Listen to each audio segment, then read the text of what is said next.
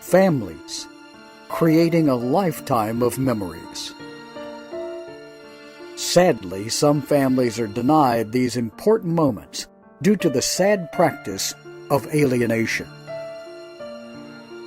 These are families divided. Hello, everyone, and welcome to another edition of Families Divided TV. Parental alienation is a social and public health issue, disrupting families and the capacity of parents to fulfill their roles. Parental alienation theory and practice take a stand against anti-family ideologies, seeking to abolish families and radically restructure them to be absorbed by the state and its dominating views. This extreme ideology confronts parents when they engage with family law to remediate alienation in their families, only to find that they are dealing with an unimaginable family concept. Dr. Stan Korosi will talk about the core factors defending these anti-family ideologies and expose their contradiction of using alienation to achieve their so-called utopian goals, whilst condemning its use to describe their behavior. He will propose how such extreme anti-family ideologies corrupt the concept of the child's best interest by removing the idea of the family and devaluing the child's family relationships. Dr. Korosi will also propose what the field of parental alienation should stand for and what it should stand against. All parents and parents alienated in particular need to position themselves in a present and future in which families are a network of relationships and power and vulnerable to destruction by alienation. This is quite an episode. His presentation was off the charts. It was really good, and truly we need to take more of a stand. We're going to be right back with Dr. Stan Korosi right after this message. Divorce and co-parenting are a major life interruption for families, especially the kids, but also for parents and grandparents. And it's even worse in blame-filled, high-conflict cases. When parents engage in alienation by turning the kids against the other parent or grandparents, kids suffer. They're denied the opportunity to build the 4 big skills necessary for future resilience. New Ways for Families online class can help. Parents learn to use our popular BIF and EAR skills to calm the conflict and stop the hostile emails and texts. And we even have a class for kids and parents to learn together. Research shows a 75% improvement in joint parental decision-making after this course is taken, plus overall improvements for kids' well-being. Don't wait to make this affordable investment in your children's future and improve your well-being too. Start learning new ways for your family today at conflictplaybook.com. Stan Korosi, clinical sociologist here again. In my last podcast, I talked about parental alienation as a cancel culture that no one's talking about. And in that session, I talked about parental alienation as a social problem that's embedded in our society as well as our families. Today, I'm going to talk about the politics of parental alienation. The politics of alienation is a social issue, and how the ideologies and forces of alienation and family ideologies are shaping our families. So we're going to move on now and look at the current state of our society. Where do we stand now? And so in the 1980s, there were some very big changes that followed on from the dislocations and transformations in thinking in the 1960s and 70s. In the 1960s and 70s, there was the dislocations of the Vietnam War, the changes in attitudes towards social institutions. There was the Cold War tensions around mutually assured destruction rising from nuclear war, global nuclear war. And there was the ongoing struggle for women to achieve equity and equality in a fight against oppression, discrimination, and marginalisation. In the 1980s, that thinking coalesced into big changes in the nature of power and the nature of relationships. Historically, we've relied on structural roles. We understood our identity in terms of the social roles we played. the most obvious one being a parent. So being a father, being a mother, being in a family were well understood social roles that had endured historically for decades and centuries. There were other structural roles as well that were built into social institutions that had a sense of solidity about them. They were historically constant, so there's no reason to change them. We had a certainty around who we were. The 1980s saw a transformation in thinking around power that joined it with relationships.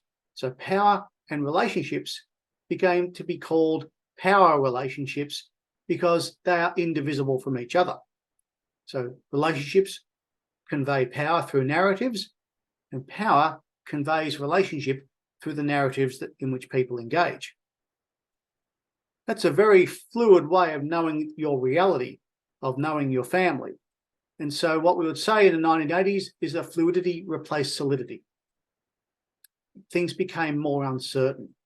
We started talking about the big issues: climate, gender, race, ethnicity, identity. Some of the ideas and scientific theories even that had been accepted without question up until that time now became contestable. People argued about them. Moving on to the 2000s, and particularly where we are now in the second decade of the 21st century, we're in a different era now. We would call it post-structural, in the sense that we do not have the same trust and sense of enduring social structures like the family, like marriage, and that we rely a great deal more on subjectivity, people's individual views of how they see their reality, rather than relying on scientific objectivity. More importantly, where we are today is the idea that relationships define our identity, rather than who we are being something intrinsic to ourselves or defined in the social roles that we perform. On the one hand, this change saw profound changes in the nature of equity and equality that women had been struggling for decades, if not since a couple of centuries. The price we're paying for that is a great deal of uncertainty and precariousness, that we rely on relationships now to define our identity. And also, the family is now a far more fluid, reconfigurable, uncertain entity. It's not really a family system anymore. It's not really a structure anymore. It's actually a configuration, a network of relationships that are constantly changing. It makes us feel very uncertain who we are.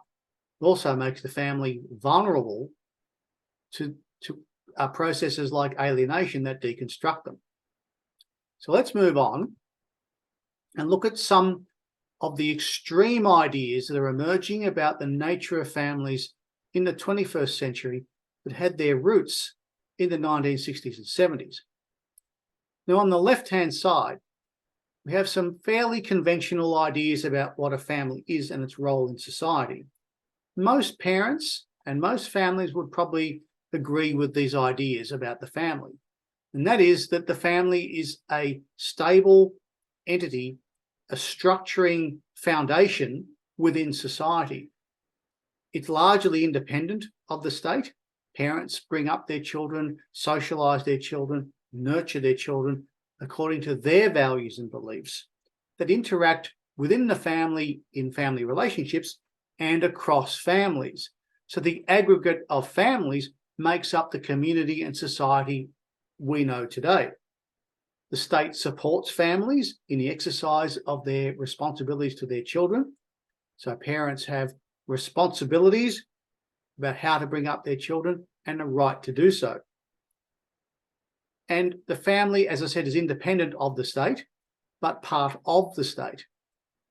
In this way of thinking about families, alienation is a threat, because alienation unravels those family relationships destructively and recreates the family according to a dominating ideology that doesn't support the idea that children should be nurtured within a family. On the right-hand side, we see some extreme ideas starting in the 1970s that called for the complete destruction of the marriage and the family as we know it. That idea was based on the problems that women had in that era of getting equity and equality in society and fighting against discrimination. There's no doubt that they were struggling against the oppression of what they would call patriarchy. And so the more they struggled, the more extreme their ideas had to become.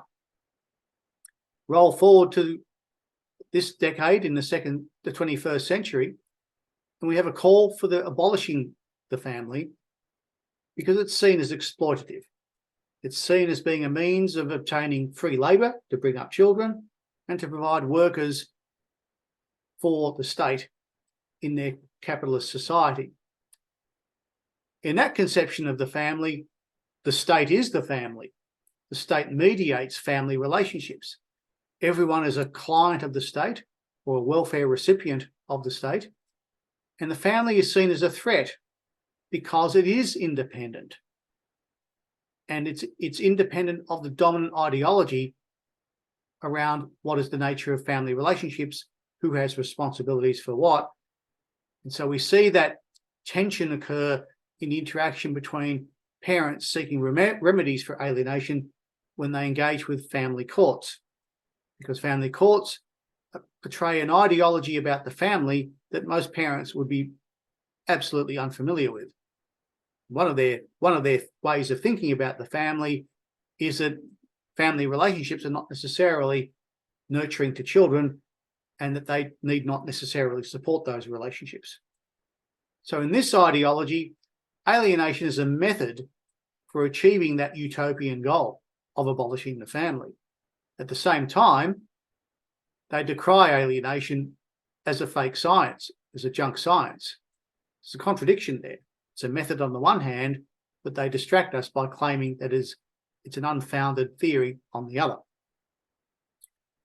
So what does this mean for families? What is the anti-family view? What are their key factors? But firstly, family relationships are nothing special. Any other relationship can really substitute for that. And so the idea is that children can be brought up in a broader social matrix where the state is the family and families subscribe to whatever ideology the state supports, which in this case, there is no family. We've long known in family law particularly that children are consulted about their views of how they want things to be for them when families separate. Up to a point, there's no problem with that idea, except when the law attributes to the children an adult capacity they don't actually have. There is this concept called mature minors, where children are seen to have their own identity and their own voice. Now that is known as an alienating behaviour, and yet anti-family ideologies support the idea that children not just have a say, but get to decide on their lives when they don't have the capacity to do so. The next key factor is that the family has no longer a key place in society. It's not fit for the purpose it was historically established for, which is to nurture children and develop them. It is a threat to a dominant ideology. It's a threat to the idea that there should be no family. So the existence of the family flies in the face of the ideology that seeks to abolish it. It's also a historical site of oppression, whether it's patriarchal, sexual, or gender. The anti-family view doesn't seem to care about who it harms in pursuit of its ideology. It wants to abolish families. It wants to give children a voice well beyond their capacity to exercise it, but it doesn't seem to mind if they're harmed in the process. That's a contradiction. On the one hand, they do exactly what they claim harms others. One of the ways that the anti-family ideologies that I've just talked about impacts parents and families is the corruption of the child's best interest. Child's best interests is a key idea, a key focus in family laws where parents go to seek remedies for the alienation of their children. So the first aspect of that is that in some jurisdictions, particularly here in Australia, there are proposals to remove the presumption of shared parenting and care from our family law system. This removes any idea of a family from family law. So you have a family law that has no families in it. Well, that's not a family law, actually. It's something else. That devalues the idea of family relationships as being the best for children. Goes back to the previous point that that's a core factor in that ideology, which means that children can be cut adrift from their parents, also because children say so, because they get to decide. The other corruption is that parents and caregivers have a responsibility to their children and their children's rights, according to the United Nations Charter of the Rights of the Child, but they have no right to exercise it, despite the fact that the Charter of Rights includes a state responsibility to parents. So parents are denied the capacity to exercise their responsibilities. That is a way of legalising the abolishment of families. Child's best interests, I would suggest, has been hijacked by these ideologies. The family laws are littered with false claims of family violence that are actually deliberately misleading. And there is research to suggest that a very high proportion, up to 25% of such claims, are deliberately false, deliberately misleading, and designed to mislead the judge. We see more and more the weaponising of conditions like neurodiversity and gender diversity. Now, these are areas that are claimed to be sources of oppression or subject to oppression in families because they fall outside of the values of parents who don't understand what neurodiversity is and what gender diversity is, and don't understand sexuality either. So historically, same-sex orientation was actually frowned upon in families, and so people who were sexually diverse, gender diverse, neurodiverse were treated as being ill or fell outside of family values. Now, that's a change that's happening more and more in our society. We're coming to accept in various ways how to deal with this and how to respond in more equitable, equal ways. But it's being weaponized in an alienation space.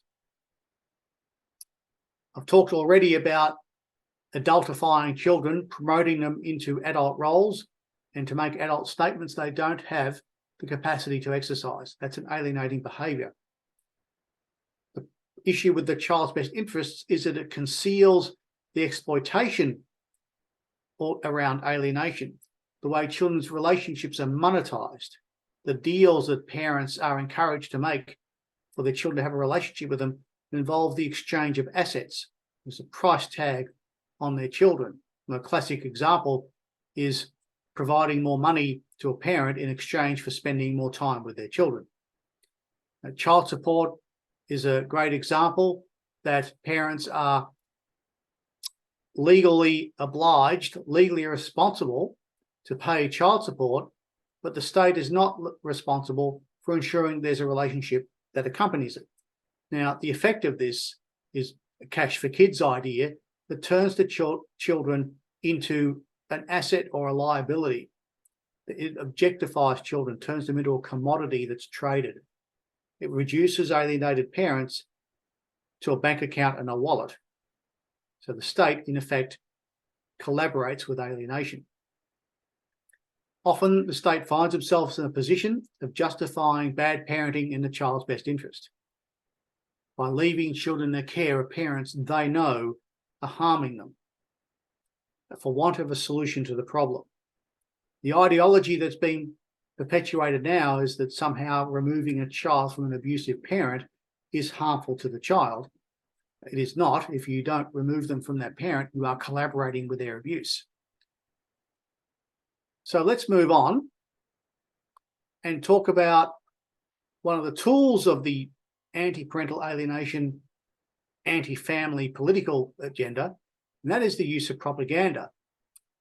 Now, I've got a few statements here we've pulled out of a report that's being used to persuade legislators and policymakers to turn against parental alienation informed remediations for children to turn against the science of parental alienation, to turn against having family laws deal with parental alienation as a type of child psychological abuse and coercive control and family violence. So I've got a couple of examples here, the way the anti-family groups, anti-family lobbies, organisations, their political ideas selectively appropriate science.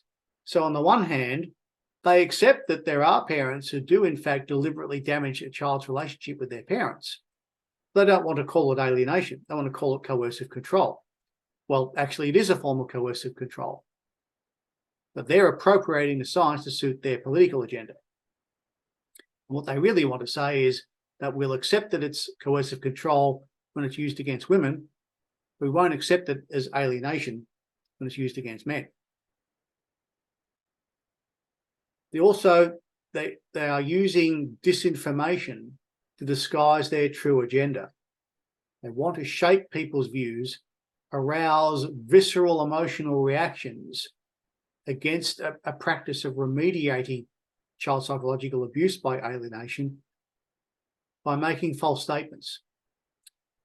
When reversing care and responsibility in severe cases of parental alienation, we do not force children into contact with a parent who is abusing them. We give children the chance of remediating a relationship with a parent who's going to nurture them. This is a completely false statement, but it's presented as though it is true. The idea that parental alienation has been disproven keeps recurring through multiple channels across multiple oppositional organisations. It is patently false. There's enough solid science behind parental alienation that it's simply not worth repeating it. It's a very clever tactic. If you repeat false information through multiple repeated channels, you triangulate the audience with the same false information through different ways of hearing it. It therefore comes across as true. It's a form of coercion. It's called perspecticide. It's designed to take control of how you think and make you think their way. So another falsity that's presented as plausible but is actually fallacious is this idea around sexual abuse claims that judges will automatically assume that an unsubstantiated claim means that the child has been alienated. And that's simply not the case. Judges do in fact differentiate very clearly between unsubstantiated claims and deliberately false claims. Now, it is possible to make a claim of sexual abuse of a child but not have adequate proof or to have misinterpreted certain behaviours. So the abuse didn't happen the way it was claimed. Certainly something may have happened. That doesn't mean that the claim is deliberately misleading. Deliberately misleading claims are quite unique. They can be differentiated. Judges are alert to that. But obviously people making deliberately misleading claims won't be happy that they got caught out. So these are the tactics that we see common to organisations and ideologies that seek to overturn parental alienation as a valid science and a valid theory and concept of social violence by alienation. So where are we now in this current state of society and families? Parental alienation is actually a form of social alienation in families, but we are in a society, a state of society right now that is alienating. And when I say alienating, it means that it separates us from the means of fulfilling our social goals and aspirations. So the most obvious form in a family is a parent who has that social role in their relationships in the family, but is not only unable to exercise them, but is stigmatized, marginalized, and excluded because of that. One reason why there's so much opposition to parental alienation as a concept, theory, and a practice is because of the way it challenges anti-family ideologies and holds them accountable.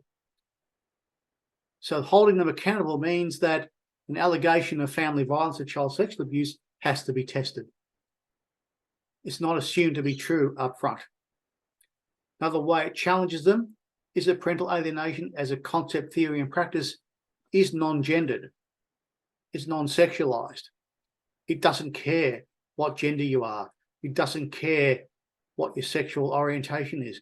It doesn't care what sort of family you have.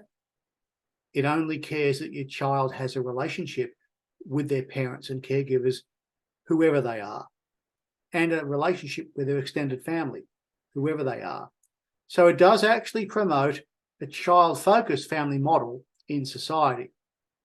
And of course, because it is scientifically based, we are alert to the contradictions of ideology, the way they use the same methods that they criticize in others.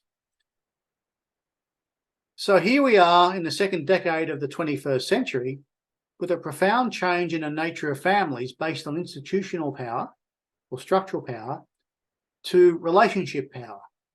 So on the one hand, family members, particularly women, are freed from those abuses of institutional power that normalise, for example, sexual abuse against women, family violence against women, but now exposes everyone to the abuses of power in relationships.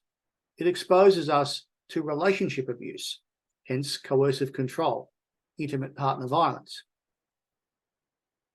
Danger, of course, is to replace one form of oppression with another. The nature of this utopia is such that it's simply oppressive in a different form. So what should the field of parental alienation stand for, and what should it stand against? So we stand for family relationships that build society, that are equitable, equal, and nurturing of children. We want children to have relationships with all of their parents, caregivers, and family members. Parents need to be able to exercise those responsibilities to fulfill that need and have the right to do so. And the state should support them in doing so. There are no conditions on family relationships. They are unconditionally loving. It's the notion of loving, nurturing relationships that foster togetherness and connectedness. That is what we stand for. There's no division between child support and parent-child relationships. You can't have one without the other, because to provide child support without the relationship does not demonstrate support for togetherness, for connectedness. Even if a parent lives away from the child, they should still have contact with that child, still spend time with that child, and that child should enjoy their relationship with them.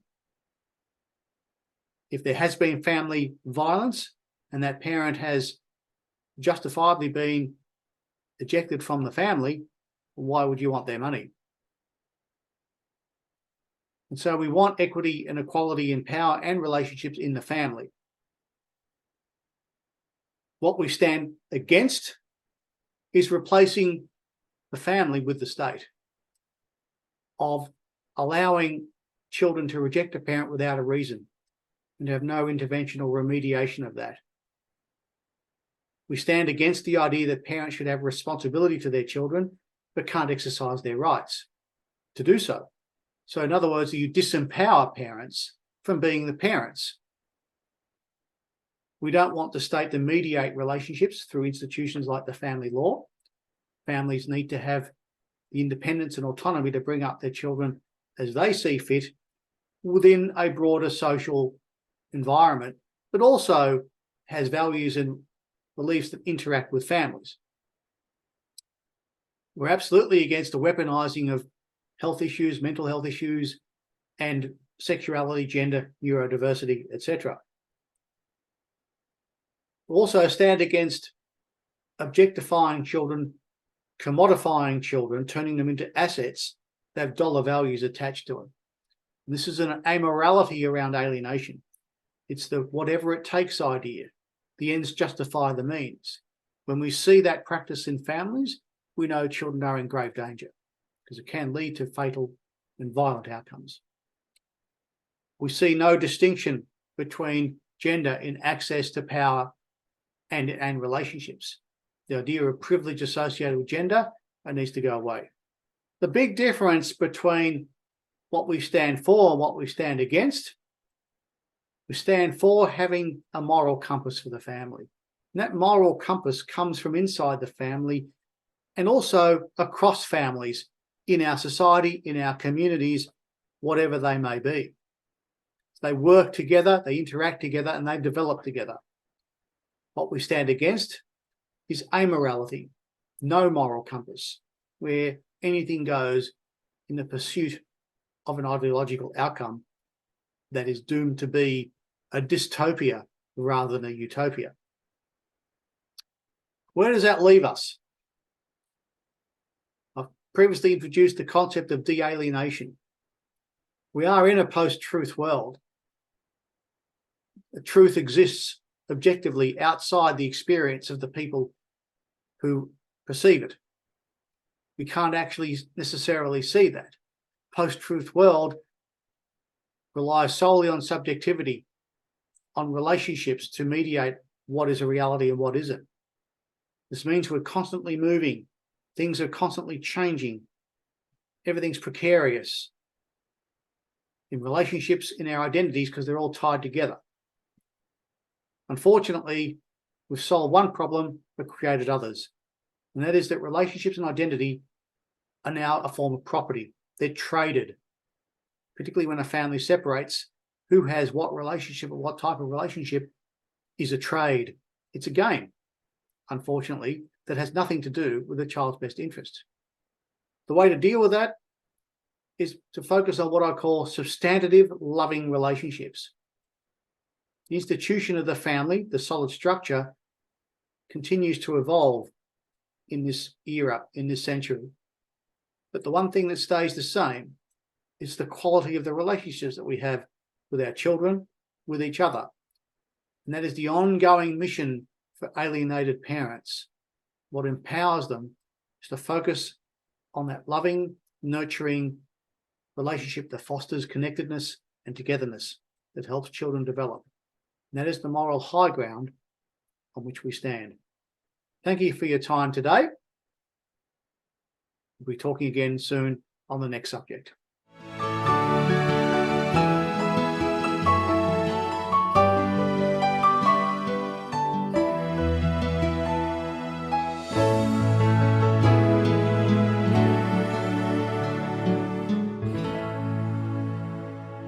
In our next episode of Families Divided TV, Marie Morn discusses rebuilding the power of self-care for parents of estranged children.